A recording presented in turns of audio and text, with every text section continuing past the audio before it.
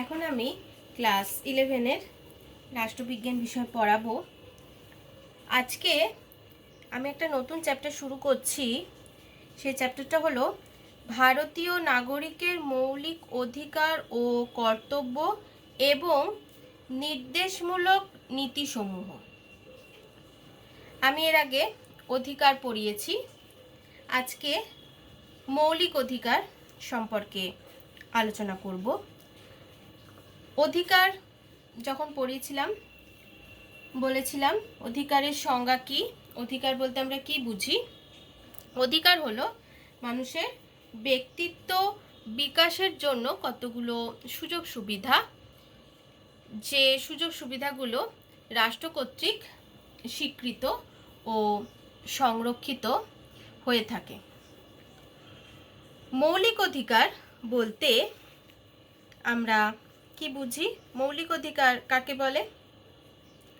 মৌলিক অধিকার হলো, আমি তো বললামই যে মানুষের জীবন ও ব্যক্তিত্বের বিকাশ সাধন এবং বিকাশ সাধনের জন্য সকল অধিকারেরই গুরুত্ব আছে, কিন্তু তাও বলা যায় যে মানুষের জীবন ও ব্যক্তিত্বের বিকাশের জন্য যে সমস্ত অধিকারগুলো প্রদান করা হয়, এই অধিকারগুলোর প্রত্যেকটারই গুরুত্ব সমান নয়। কিছু অধিকার আছে, কতগুলো অধিকার, যেগুলো সুস্থ ও সভ্য জীবনযাপনের পক্ষে ভীষণভাবেই অপরিহার্য। আর এই অধিকারগুলি প্রায় সকল দেশেই স্বীকৃত হয়ে থাকে। এই অপরিহার্য অধিকারগুলোকেই মৌলিক অধিকার হিসেবে গণ্য করা হয়। তাহলে কি বললাম? যে মানুষের জীবন ও ব্যক্তিত্বের বিকাশের জন্য যে সমস্ত অধিকারগুলোকে ভীষণভাবেই গুরুত্ব দেওয়া হয়, যে অধিকারগুলো অপরিহার্য অধিকার, এই অপরিহার্য অধিকারগুলোকেই মৌলিক অধিকার বলা হয়ে থাকে। তবে আমি যে বললাম যে অপরিহার্য যে সমস্ত অধিকারগুলো, সেই অধিকারগুলোকেই মৌলিক অধিকার হিসেবে গণ্য করা হয়। তবে এই অপরিহার্যতাই কিন্তু মৌলিক অধিকারের একমাত্র মাপকাঠি নয়। মৌলিক অধিকারগুলো অবশ্যই দেশের উচ্চতর আইন অর্থাৎ সংবিধান, উচ্চতর আইনের দ্বারা সংরক্ষিত হতে হবে। কি বললাম? যে মৌলিক অধিকারগুলো অবশ্যই দেশের উচ্চতর আইনের দ্বারা সংরক্ষিত হবে। জেসি জোহারি তিনি কি বলছেন? যে a fundamental right may be defined as an interest protected by the higher law of land.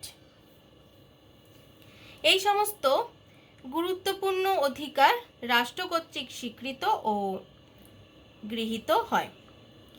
এই সমস্ত অধিকার সংবিধানে অবশ্যই লিখিতভাবে থাকে এবং লিখিতভাবে থাকে বলেই এই সমস্ত মৌলিক অধিকারগুলো সংরক্ষিতও থাকে। আর অধিকারগুলো লিপিবদ্ধ থাকে বলে জনগণও তাদের অধিকার সম্পর্কে সচেতন হতে পারে। রাষ্ট্রবিজ্ঞানে সাংবিধানিক অর্থে মৌলিক অধিকারকে ব্যবহার করা হয়। তবে কতগুলো সুযোগ সুবিধাকে মৌলিক অধিকার বলা হয়, যেটা আমি বললামই যে কতগুলো সুযোগ সুবিধা যেগুলোকে মৌলিক অধিকার বলা হয়, এই অর্থে যে এগুলো মানুষের মৌল প্রয়োজন পূরণ করে। এই যে মৌলিক অধিকার, এই মৌলিক অধিকার এবং আগে আমি এমনি সাধারণ অধিকার পড়িয়েছি, তো এই সাধারণ অধিকার আর মৌলিক অধিকারের মধ্যে তাহলে কি কি পার্থক্য লক্ষ্য করা যায়? কি কি পার্থক্য আমরা এক্ষেত্রে দেখতে পাই? এক্ষেত্রে যেটা দেখা যায় যে সাধারণ অধিকার যেগুলো আছে, এই সাধারণ অধিকারগুলো দেশের সাধারণ আইনের দ্বারাই সংরক্ষিত হয়ে থাকে, কিন্তু মৌলিক অধিকারগুলো দেশের মৌলিক আইন অর্থাৎ সংবিধানের দ্বারাই স্বীকৃত ও সংরক্ষিত হয়ে থাকে।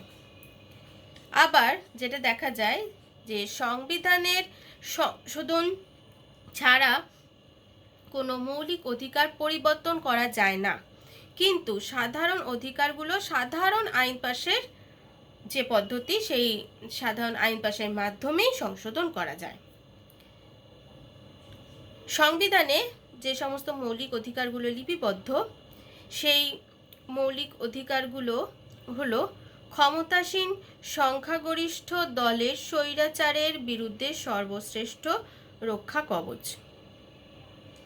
গণতন্ত্রের সাফল্যের জন্য এই মৌলিক অধিকার ভীষণভাবেই কিন্তু অপরিহার্য। আর মৌলিক অধিকার আইন বিভাগ ও শাসন বিভাগের নিয়ন্ত্রণ মুক্ত, কিন্তু অন্যান্য অধিকার যেগুলো আছে সাধারণ অধিকারগুলো, সেগুলো কিন্তু নিয়ন্ত্রণ মুক্ত নয়। মৌলিক অধিকার আদালত কর্তৃক বলবৎযোগ্য, অর্থাৎ মৌলিক অধিকারগুলো যদি, আমাদের যে সমস্ত মৌলিক অধিকারগুলো আছে সেগুলো যদি লঙ্ঘিত হয়, তাহলে সেক্ষেত্রে আমরা আদালতের দ্বারস্থ হতে পারি। কিন্তু অন্যান্য যে সাধারণ অধিকারগুলো আছে, সাধারণ অধিকারগুলোর ক্ষেত্রে বলা হয় যে এই অধিকারগুলো আদালত কর্তৃক বলবৎযোগ্য নয়। এবার আসছি মৌলিক অধিকারের কিছু বৈশিষ্ট্য আছে। মৌলিক অধিকার আমরা কি দেখলাম, যে ব্যক্তি জীবনের প্রয়োজন পূরণের ক্ষেত্রে মৌলিক এবং একান্তভাবেই যে সমস্ত অধিকারগুলো অপরিহার্য। দেশের সংবিধান কর্তৃক এই অধিকারগুলো অবশ্যই স্বীকৃত ও সংরক্ষিত হয়। মৌলিক অধিকার পরিবর্তনের জন্য বিশেষ সাংবিধানিক পদ্ধতি অনুসরণ করতে হয়। মৌলিক অধিকারের আরেকটা বৈশিষ্ট্য হচ্ছে যে রাষ্ট্র ও সমাজের চোখে মৌলিক অধিকারের মর্যাদা ও তাৎপর্য অধিক। এবং মৌলিক অধিকারের আরেকটি বৈশিষ্ট্য, মৌলিক অধিকার আইন বিভাগ ও শাসন বিভাগের নিয়ন্ত্রণ মুক্ত। এবং সবশেষে যেটা বললাম যে মৌলিক অধিকার আদালত কর্তৃক বলবৎযোগ্য, অর্থাৎ মৌলিক অধিকারের এটা আরেকটি বৈশিষ্ট্য এবং খুবই গুরুত্বপূর্ণ বৈশিষ্ট্য, যে মৌলিক অধিকারগুলো কিন্তু আদালত কর্তৃক বলবৎযোগ্য। এবার আসছি ভারতীয় সংবিধানে যে সমস্ত মৌলিক অধিকারগুলো আছে, সেই মৌলিক অধিকার আমরা ভারতীয় নাগরিকরা যে সমস্ত মৌলিক অধিকার ভোগ করে থাকি, সেই মৌলিক অধিকারগুলোর কিছু বৈশিষ্ট্য আছে, সেই বৈশিষ্ট্য সম্পর্কে আলোচনা করব। তো যেটা দেখি আমরা ভারতীয় সংবিধানের 3য় অধ্যায়, কি বললাম, ভারতীয় সংবিধানের 3য় অধ্যায় মৌলিক অধিকারের উল্লেখ আছে। ভারতীয় সংবিধানের রচয়িতারা মার্কিন সংবিধান, আয়ারল্যান্ডের সংবিধান ও ফ্রান্সের সংবিধানের দ্বারা বিশেষভাবে প্রভাবিত হয়েছেন। তো ভারতীয় সংবিধানের যে সমস্ত মৌলিক অধিকারগুলো নাগরিকরা ভোগ করে থাকে, সেই সমস্ত মৌলিক অধিকারগুলোর কয়েকটা গুরুত্বপূর্ণ বৈশিষ্ট্য লক্ষ্য করা যায়। সেই বৈশিষ্ট্যগুলো কি কি? বৈশিষ্ট্যগুলো হলো প্রত্যেক মৌলিক অধিকার সকলের জন্য নয়।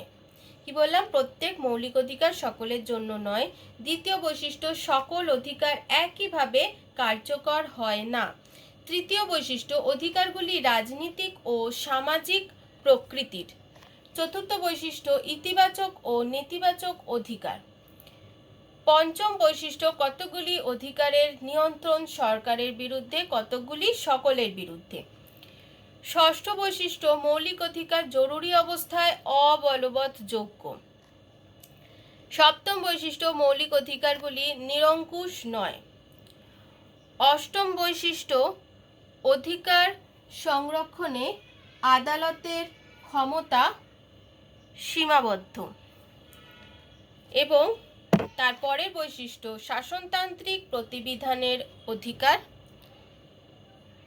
এবং তারপরের বৈশিষ্ট্য মৌলিক অধিকারে, সেটা হচ্ছে যে সকল মৌলিক অধিকার সমান গুরুত্বপূর্ণ নয়। এবং তারপরের বৈশিষ্ট্য, অধিকারগুলিকে কার্যকর করার ব্যবস্থা নেই।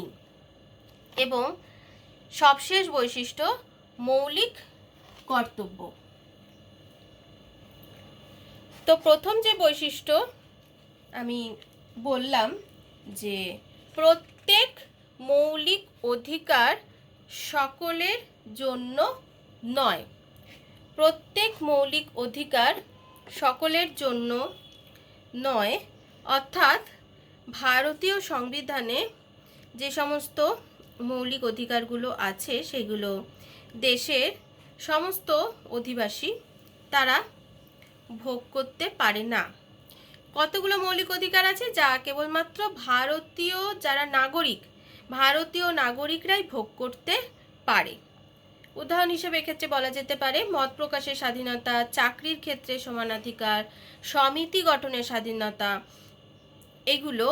এই সমস্ত অধিকারগুলো কেবলমাত্র ভারতীয় নাগরিক যারা আছেন তারাই ভোগ করতে পারে।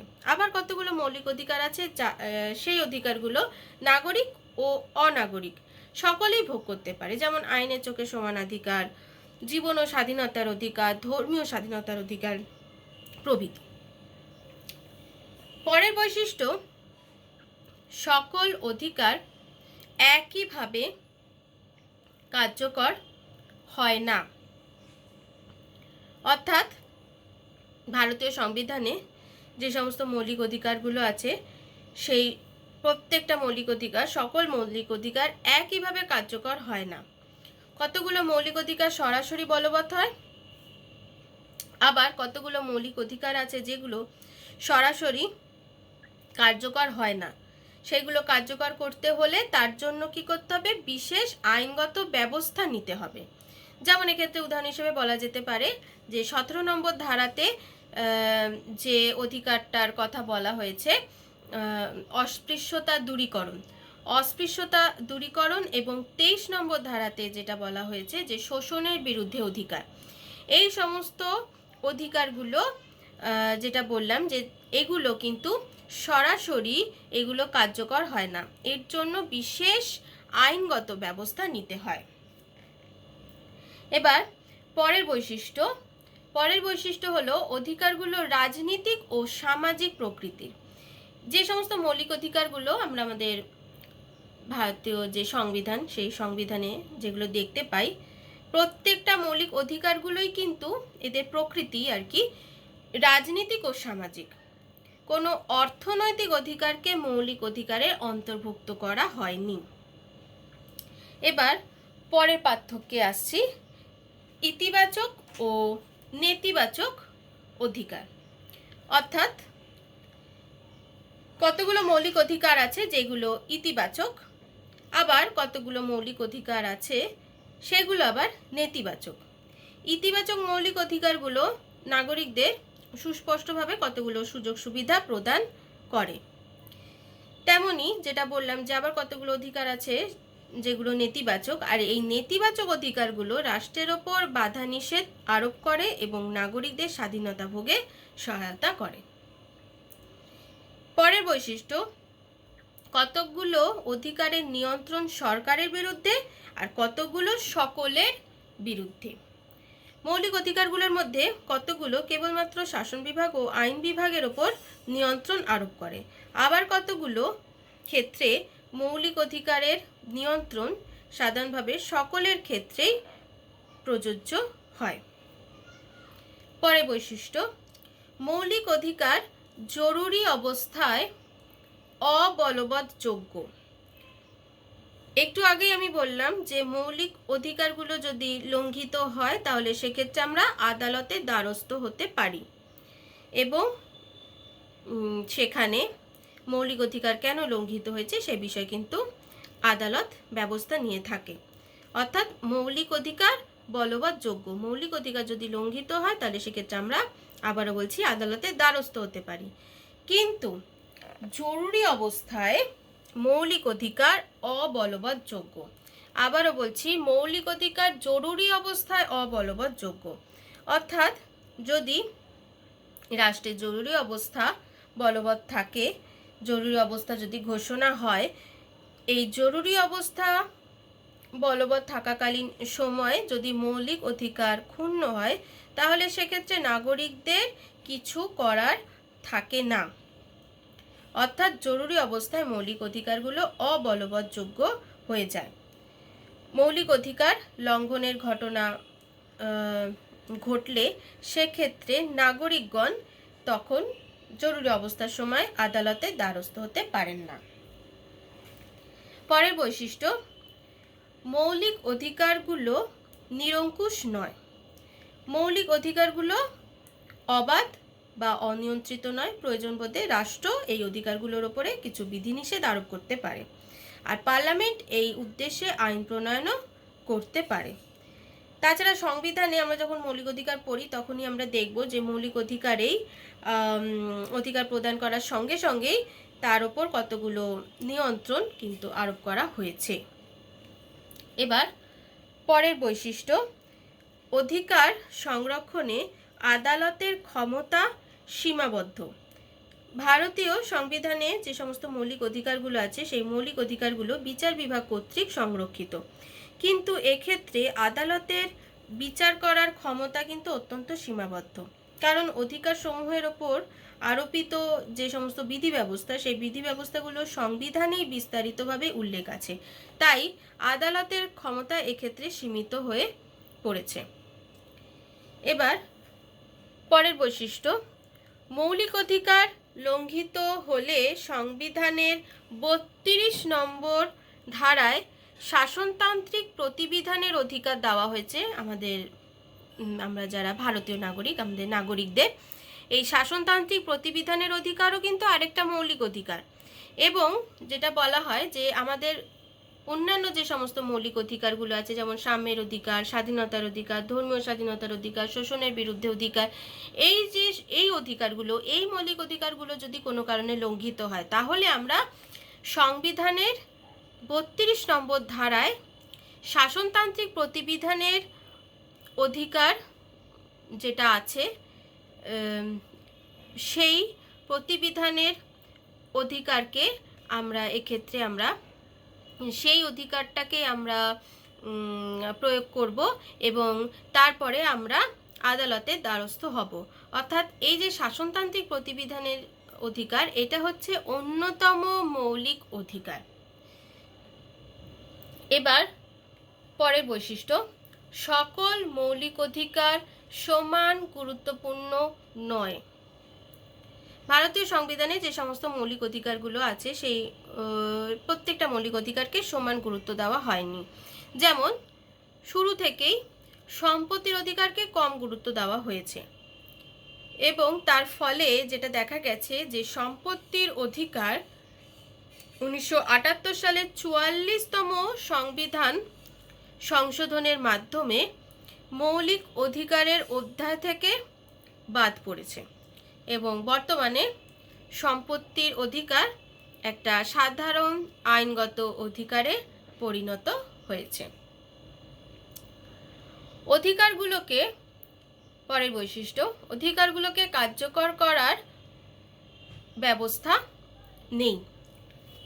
সমাজতান্ত্রিক দেশগুলোতে যেটা দেখা যায় যে মৌলিক অধিকার উল্লেখ করার সঙ্গে সঙ্গেই অধিকারগুলোকে বাস্তবে রূপায়িত করার ব্যাপারে কার্যকর ব্যবস্থা গ্রহণের নির্দেশ আছে, কিন্তু ভারতে আমরা যেটা দেখি, ভারতের সংবিধানের এটা একটা দুর্বলতা হিসেবে প্রতিপন্ন হয় যে ভারতের সংবিধানে মৌলিক অধিকার কার্যকর করার জন্য কোনো উপযুক্ত ব্যবস্থাদির উল্লেখ নেই।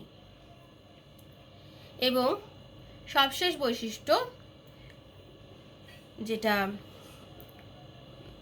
উল্লেখ করছি সেটা হচ্ছে মৌলিক কর্তব্য। ভারতের যে মূল সংবিধান সেই সংবিধানে কেবল মৌলিক অধিকারই অন্তর্ভুক্ত ছিল, সংবিধানে কোনো মৌলিক কর্তব্যের উল্লেখ ছিল না। কিন্তু পরবর্তীকালে অর্থাৎ 1976 সালের 42তম সংশোধনী আইনে 10টা মৌলিক কর্তব্য সংবিধানে সংযুক্ত হয়েছে এবং তারপর 2002 সালে 86তম সংবিধান সংশোধনী আইনের মাধ্যমে, এর আগে কোনটা বললাম, 1976 সালে 42তম সংবিধান সংশোধনী আইন, 42তম সংবিধান সংশোধনী আইনে 10টা মৌলিক কর্তব্য সংবিধানে সংযুক্ত হয়েছে এবং তারপর 2002 সালে 86তম সংবিধান সংশোধনী আইনের মাধ্যমে আরও একটা মৌলিক কর্তব্য সংযুক্ত হয়। তার ফলে আগে 10টা ছিল, এখন 2002 সালের পর থেকে মৌলিক কর্তব্যের সংখ্যা 10 থেকে বৃদ্ধি পেয়ে হয়েছে 11। তো এই সমস্ত যে ভারতের যে আমাদের যে সংবিধান আছে সেখানে যে মৌলিক অধিকারগুলো আছে সেই মৌলিক অধিকারগুলোর এই কয়েকটা বৈশিষ্ট্য আমরা লক্ষ্য করে থাকি। এবং যেটা বললাম যে ভারতীয় সংবিধানের 3য় অধ্যায় মৌলিক অধিকারগুলো লিপিবদ্ধ আছে। তো 3য় অধ্যায়ের 12 থেকে 35 নম্বর ধারার মধ্যে মৌলিক অধিকারগুলো লিপিবদ্ধ আছে। এবং ভারতের মূল সংবিধানে 7 শ্রেণীর মৌলিক অধিকারের উল্লেখ ছিল, অর্থাৎ 7টা মৌলিক অধিকারের উল্লেখ ছিল। কিন্তু পরবর্তীকালে অর্থাৎ 1978 সালে 44তম সংবিধান সংশোধনের মাধ্যমে সম্পত্তির অধিকারকে মৌলিক অধিকারের তালিকা থেকে বাদ দিয়ে দেওয়া হয়েছে। সেই কারণে বর্তমানে ভারতীয় নাগরিকরা 6 প্রকার মৌলিক অধিকার ভোগ করে থাকে। এই মৌলিক অধিকারগুলো কি কি? সাম্যের অধিকার অর্থাৎ রাইট টু ইকুয়ালিটি, স্বাধীনতার অধিকার অর্থাৎ রাইট টু ফ্রিডম, শোষণের বিরুদ্ধে অধিকার অর্থাৎ রাইট এগেনস্ট এক্সপ্লয়টেশন, তারপর হচ্ছে ধর্মীয় স্বাধীনতার অধিকার অর্থাৎ right two freedom of religion, তারপর হচ্ছে সংস্কৃতি ও শিক্ষা বিষয়ক অধিকার অর্থাৎ কালচারাল অ্যান্ড এডুকেশনাল রাইটস, আর যেটা বললাম যে সবথেকে গুরুত্বপূর্ণ মৌলিক অধিকার সেটা হচ্ছে শাসনতান্ত্রিক প্রতিবিধানের অধিকার অর্থাৎ রাইট টু কনস্টিটিউশনাল রেমিডিস। সুতরাং এই 6 প্রকার মৌলিক অধিকার ভারতীয় নাগরিকরা বর্তমানে ভোগ করে থাকে। পরের দিন আমি সব যে মৌলিক অধিকারটা প্রথমেই বললাম অর্থাৎ রাইট টু ইকুয়ালিটি, সাম্যের অধিকার, এই সাম্যের অধিকার আমরা দেখি ভারতীয় সংবিধানের 3য় অধ্যায় 14 থেকে 18 নম্বর ধারার মধ্যে সাম্যের অধিকারের উল্লেখ আছে। তো পরের দিন আমি এই সাম্যের অধিকার সম্পর্কে আলোচনা করব।